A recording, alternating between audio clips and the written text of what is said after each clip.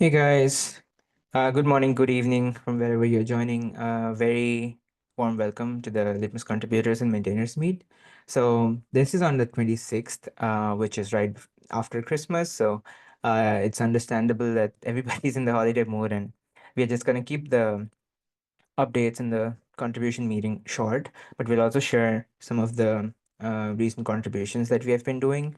So the agenda is in the lines of we'll be taking a look at one of the community events we did, and then we'll move on to some of the recent contributions, and then we'll talk about one of the issues or the updates that we're planning to do, which will be also, since the maintainers are here, they'll also chime in. And probably that's pretty much it for the call. So simple and sweet. That's what we're planning for today. So let's move on to the next slide. So we had the Litmus Community Connect event on the 19th of December. So this was right after KubeCon India finished and right after the community call that happened. So this is where we talked about a lot of things on the activities we did for KubeCon NA and India. So if you have joined those calls, you'll already be aware of them. But the video is a little bit more on detail, like what happened and what were they exactly doing in the booth and stuff like that. If you're interested in that, if you want to understand the target audience for Litmus, then yeah, you can watch that video. It's on the CNCF channel, and the link is also on the slide itself. So we'll move on to some of the recent contributions and highlight some of the few that we have been actively working on and merging, because quite a lot of them were very old. And now we are sort of trying to, revamp the review cycle. So this is part of that change in itself. So we're doing like a PR scrub every Friday, and then we are also trying to like bi-weekly or weekly based on the cadence. We are not particular about that, but yeah, mostly bi-weekly now. And we're trying to merge all those old open PRs and then trying to follow that timeline. So following that approach, here are a few of the highlighted contributions that we merged and we wanted to talk about. So this one was opened quite a while back, and this was about adding a pre-commit check in the sense of adding like a Husky hook, which can detect unused strings in your development environment. So whenever you're committing, if you have any unused string, or if you're using a translation and not using it anywhere, the I-18 translation, then this hook will sort of detect that and help you mitigate any sort of further, committing that into the actual code base. So this is a simple adding a pre-commit check, and really thanks to the contributor. Next, we have the operator interface. This was also quite a while back when we were doing the LFX. So this was another PR that was open for a while, and then now it's finally merged. So this is about adding interfaces to sort of enhance the way the probe operators work, so that it's easier for us when we're doing the unit testing and the fuzz testing and everything. So we can pinpoint and sort of test the individual handlers rather than going through a top-down approach where we just hit the main handler and then it all trickles down. So it's easier for us to test these changes the more we shift them to the interface logic. So it's like adding an operator interface for the probe package, which was open for a while, and we are finally, after a bunch of reviews, we've merged it. Next is the demo for the hotel tutorial, which is a great tutorial. So this is about sort of injection, like chaos injection in your system, but it uses the hotel demo target application. So there's a hotel demo microservice application similar to how we use SockShop and Bank of Anthos or these other applications. So there's a hotel demo microservice application, which is what it's using, and this is basically to sort of observe the chaos in your open telemetry in your system. So this is a great sort of a tutorial ad, and right now I think on the code base you'll find this in the monitoring folder. So there's a tutorial folder inside the monitoring folder right now, and that is where you'll find the detailed tutorial, the demos and everything. So kudos to Sui and him for doing such a great contribution. I'm sure the more tutorials we get in, the more sort of that area will grow, where we'll have a bunch of in-house tutorials in itself in the repo, and then we won't really have to go out or, consult YouTube or anything, because we have a good in-house resource in itself.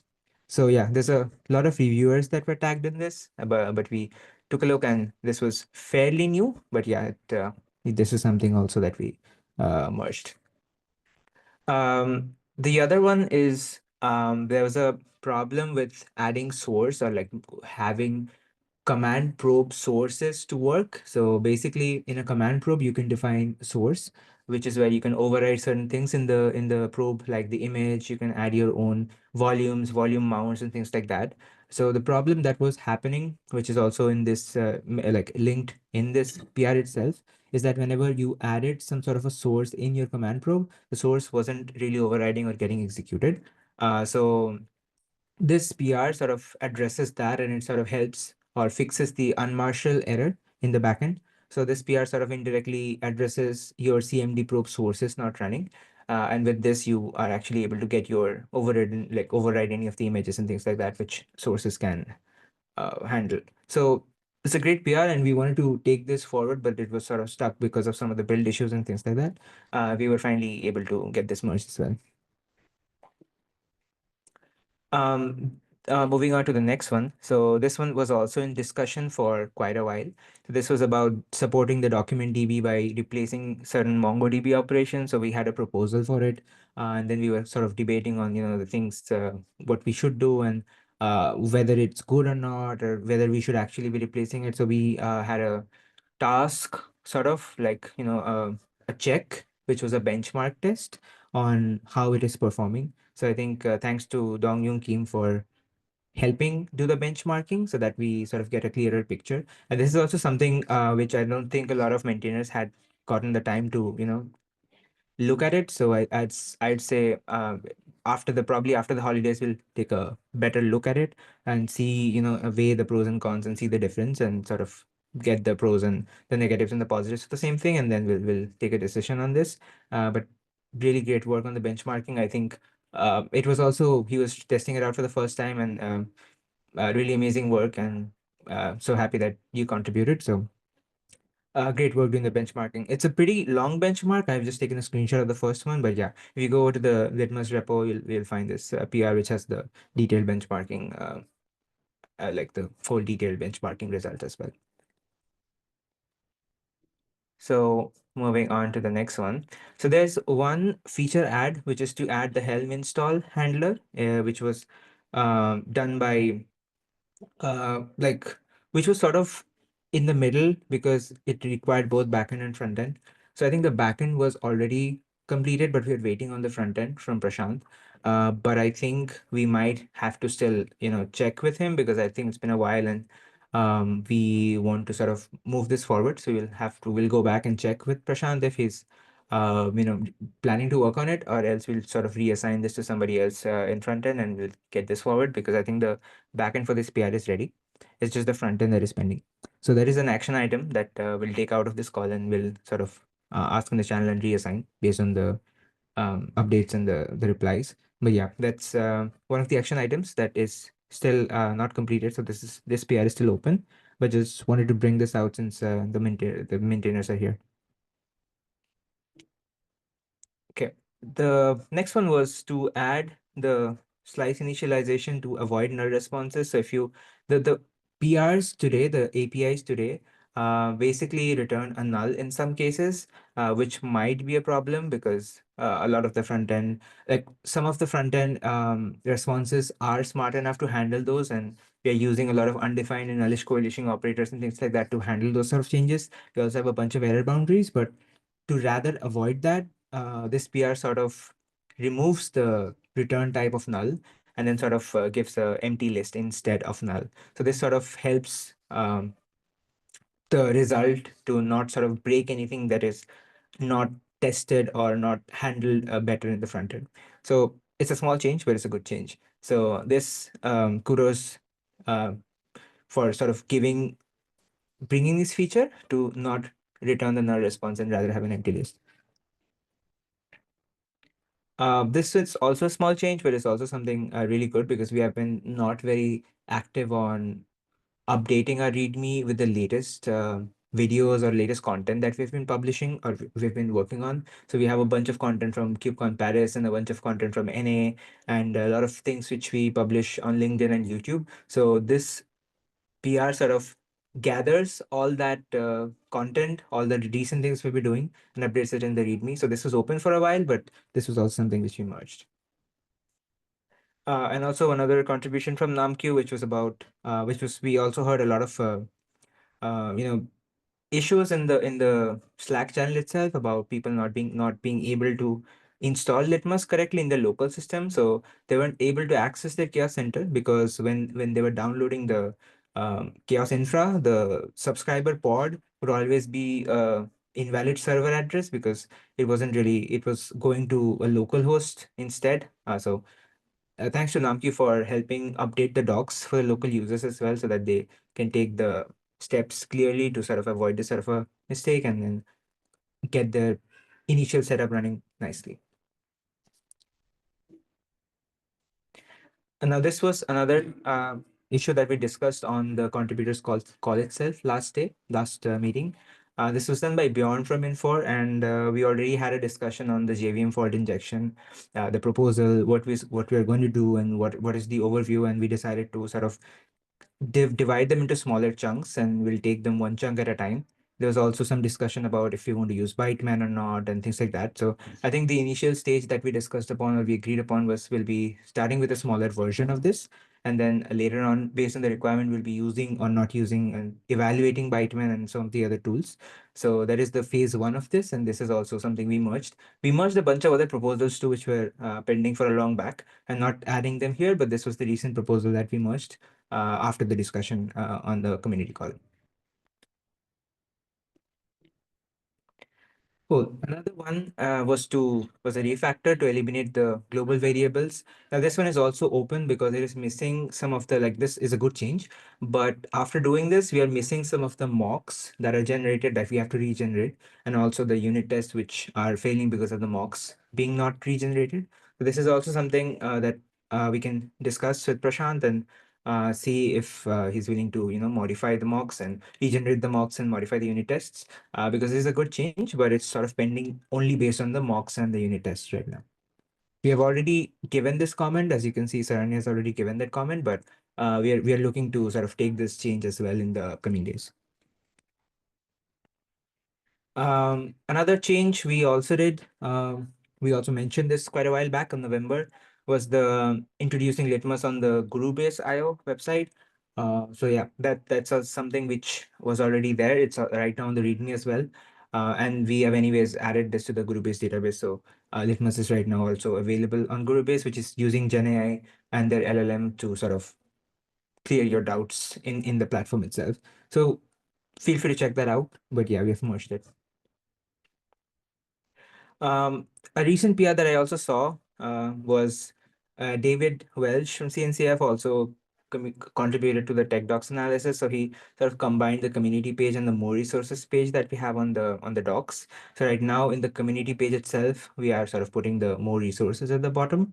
So this is one of the few changes that we have received from the CNCF side on the tech docs analysis. And just so that people are aware, I just want to mention this again. So these are the list of issues that we have for the tech docs analysis right now. As you can see, a couple of them are already assigned to Prashant, and somebody else is also working on those. But the thing is, we are open. We welcome contributions. If you feel like there's anything from the tech docs analysis that you want to pick up and work on, then feel free to comment, and we'll just jump right in and assign you or help you anything you would need for your contribution. So a couple of them are already. Some of them have been working on them, and one or two we have not really assigned. But there's a couple of open-ended docs issues that are still there, and feel free to just pick them up. Cool.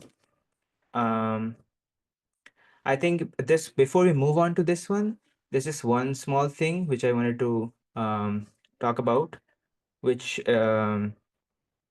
is I mean I think I forgot about the so there was something related to the tech docs analysis, but I think I've forgotten it now. Anyways, I think we can move on to this one. So since Vedant is also here, so this I think there's a base image vulnerability. There's a vulnerability that was found, which is why we wanted to update the base image. And based on that, we also wanted to talk about the upgrade of the Bitnami Mongo that we are planning because one part is because of this vulnerability as well, because we wanted to change the base image. So I think since Vedant is here, I'll just hand it over to him and he can talk about both these issues combined. Yeah. Hey, hi everyone. Thanks, Shane. So yeah, I think coming to the first issue with respect to vulnerabilities, right? So like when we were merging, like the recent PRs, right, which Shan was just discussing about, right? So we saw that in the PRs, Trivy was detecting some of the higher and as well as critical vulnerabilities, which I think one of them was a high one, which was coming from UBI base image. So we are already using UBI base image. I think very recently we had upgraded to the same, and with the version which we were using was 9.3. But then there was one OS level vulnerability which was detected in UI base image itself, which I think NAMQ fixed by upgrading the same to 9.5. So that was one upgrade which we did in the base image, but no worries in terms of backward compatibility, because it's just a minor version upgrade. So there will not be any breaking change in terms of functionalities. It will be working as expected.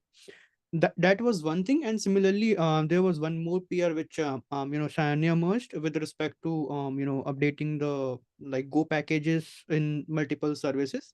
So there were also some vulnerabilities which we were seeing with respect to Go libraries. So, and which was I think mostly coming from the OS level only, in with the version which we are using for Go. So those libraries are also upgraded with, they are also minor version upgrades. So no change in terms of backward compatibility. So this was something which was with respect to vulnerability scans, which we saw in Trevi scans in RPRs. Now while working on that, we came to the different issue as well, because when we were going ahead with the last release only on the 15th one. So we saw one issue when we are trying to do a release. The release pipeline failed, and the reason which we saw was the MongoDB, this one charts.bitnami.com. That's the website which Bitnami uses for distributing MongoDB, which they are now not using. So that is one of the issue. Last year they announced they would be deprecating charts.bitnami.com, and they would be moving to OCI registry, which LitmusChaos also did very recently, which came as part of the contributions. So now they have done that in last year only. So the and we have been using version 12.x of MongoDB, and currently the latest version of MongoDB is 16.x. So I think from 13 to 16, those all versions are available in OCI registry, but till 12 they are available in the charts.bitnami.com. Now since they have already switched to OCI, and this charts.bitnami.com is something which will remain active for some more time. They haven't given any end or deadline for the same, but we faced the issue. It was down for some time when we were doing release, and OCI is something which they are distributing via Docker up. So that is a more trustable source for us. So looking at those scenarios, we thought that it would be better to migrate to the Docker of OCI registry. That way it will be available at any point of time. So this issue wouldn't have affected any existing users or community members, because when we release, it gets packaged as part of Helm chart. But when we try to package a new version, that's where the issue will come. So looking at all these points, and then again, if you see, right, the MongoDB 12.x version is very older now. It's already has reached 16, right? So it's better to upgrade in terms of vulnerabilities as well. When we upgrade, it will fix some issues with respect to vulnerabilities as well. So that's the whole context around why we want to upgrade and why now, because we faced that issue with respect to last release. Now to upgrade the same, currently as part of Helm chart, we see two tasks. One would be in our dependencies, the version of MongoDB will have to upgrade, and also the source, because currently it's coming from charts.bitnami.com, that has to be updated to OCI registry path. So that would be one change. And then because we are jumping from version 12 to version 16, there could be some functions which are coming from MongoDB which could have been deprecated, because this is a huge jump if you see 12 to 16. So we also need to take a note of the release notes of all the versions from 12 to 16, and see if there are any functions which Litmus is using and is already deprecated. Although I mean, MongoDB maintains the backward compatibility. So I mean, and also with the recent contributions, we made many changes in the MongoDB functions, and it's kind of compatible with multiple providers. So we don't expect any deprecations in terms of functions, but it's still good to do that analysis and see if there's any function deprecation between version 12 and 16. And if there is, then I think we will have to make some changes in the code, but that would be, I think, minor only. That should not be a very major changes, but at least till now we don't expect that to happen, but it's good to do that. So yeah, I mean, this is one issue which is now open. I think we should try to take it up as soon as possible. I mean, it's not that urgent, but there is no deadline in terms of when charts.bit9.com will go down, right? And they will switch the complete support from the OCI registry.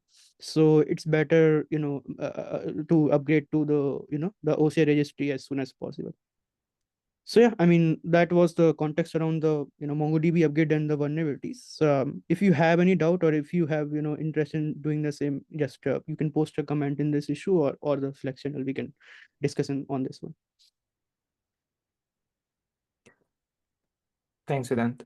I think if anybody has any questions or want to just take part in it, like you said, just mention us on the comment or just reach out on Slack.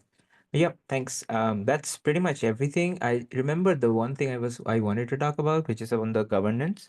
So for those of you who had joined the November end community call, we discussed on the roadmap and the governance update. So we already had merged the roadmap. The governance we are still working on. I mean, we are sort of integrating it with the current one that we have versus the new one that we have proposed. It's pretty much done. But what I wanted to share was once we sort of get that updated in the repo itself, we would want to sort of invite folks from a few folks in this call that are already here to be a part of the organization because they've been doing really great work. So we'll soon be kicking off the process with you guys, and a couple of folks in this call itself have been doing great job and contributing and also being supportive of the project.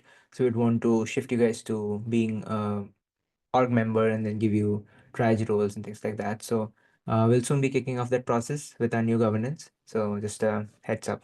Just that's all that I wanted to share.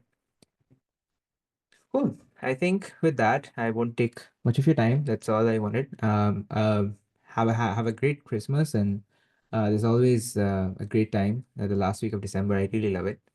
So have a great holiday and Merry Christmas to everybody, and everybody watching as well, and everybody in this call. So thank you guys for joining in. I guess we'll meet on January after Christmas and holidays. So have a great time. Spend it with your family. Just have a great time this Christmas. Thank you guys. See you again on Jan.